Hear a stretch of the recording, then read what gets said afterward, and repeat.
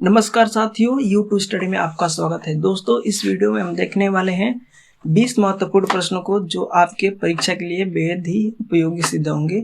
दोस्तों, यह video UP triple SC, SSC GD, UP police, UP SI, Delhi police, अन्य परीक्षाओं के लिए भी महत्वपूर्ण होगी। चलिए बिना देर करते हुए वीडियो में आगे बढ़ते हैं।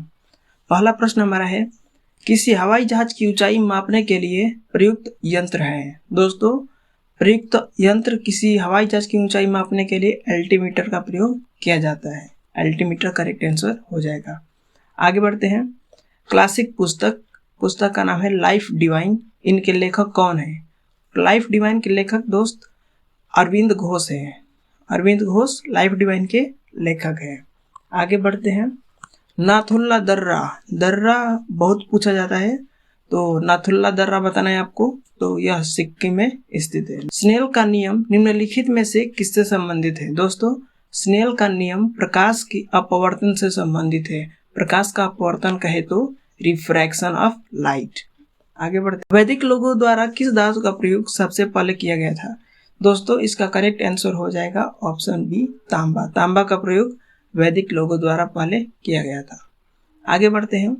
ठोस में चल सकने वाली तरंगे हैं।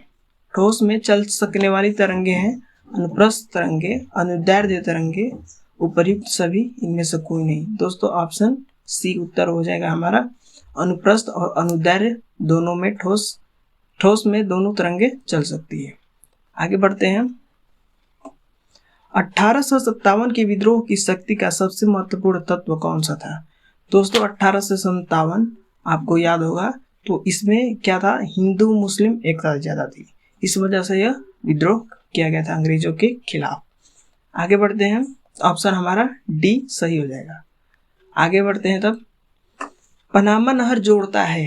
पनामा नहर जो मानव निर्मित नहर है, ये कैरेबियन सी और प्रशांत सागर को जोड़ता है। Caribbean sea and Pacific ocean को जोड़ता है पनामा नहर। आगे बढ़ते हैं। ऑप्शन बी हो जाएगा। मूल फसल का उदाहरण है। दोस्तों, मूल फसल का उदाहरण हो जाएगा गाजर। गाजर होगा मूल फसल का उदाहरण। आलू नहीं होगा, अदरक नहीं होगा, हल्दी नहीं होगा। गाजर हमारा सही उत्तर हो जाएगा, मूल फसल। आगे बढ़ते हैं। निम्नलिखित में से कौन सी गैस ग्रीन हाउस प्रभाव के लिए उत्तरदायी है? ग्रीन हाउस इफेक्ट, तो इसमें हो जाएगा option B, carbon dioxide. Carbon dioxide greenhouse effect के लिए रिस्पॉन्सिबल गैस है।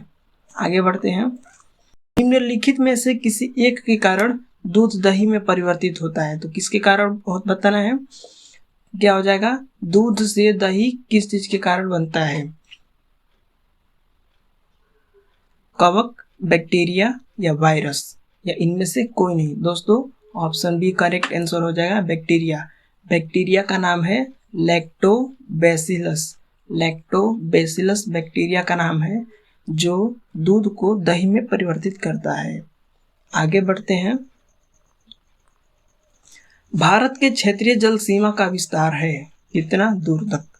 दोस्तों, इसका करेक्ट आंसर बता दूं, समुद्र में सीमा क्षेत्र से 12 नॉटिकल मीलों की दूरी तक उस देश की सीमा होती है।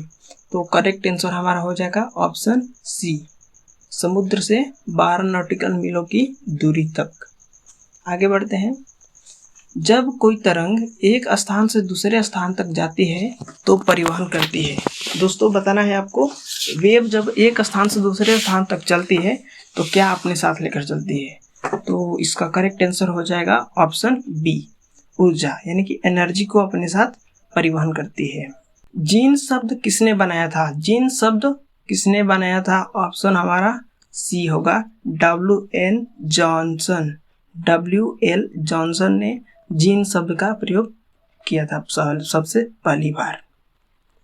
सवाना घास का मैदान है। सवाना घास का मैदान है जो कहाँ स्थित है? दोस्तों, सवाना का घास का मैदान अफ्रीका में स्थित है। आगे बढ़ते हैं। बाल गंगाधर तिलक को लोकमान्य की उपाधि दी गई थी। दोस्तों, बाल गंगाधर तिलक को लोकमान्य की उपाधि दी गई थी होम रूल आंदोलन के दौरान। होम रूल मूवमेंट के दौरान इनको लोकमान्य की उपाधि दी गई थी बाल गंगाधर तिलक को। आगे बढ़ते हैं। पौंडीचेरी किस उच्च न्यायालय के क्षेत्राधिकार के अंतर्गत आता है? ऑप्शन है केरल, कोलकाता, मद्रास, कर्नाटक। करेक्ट आंसर हो जाएगा हमारा सी, मद्रास के अंतर्गत में आता है पौंडीचेरी। आगे बढ़ते हैं। तीस्ता नदी जल विवाद किसके मध्य है? तीस्ता नदी का नाम सुना होगा आपने, विवाद चलता है, तो यह होगा भारत और बांग्लादेश। भारत और बांग्लादेश में तीस्ता नदी के पानी के विभाजन को लेकर विवाद है। पित्ताशय में उपस्थित पथरी निम्नलिखित में से किसके पाचन प्रभावित करती है?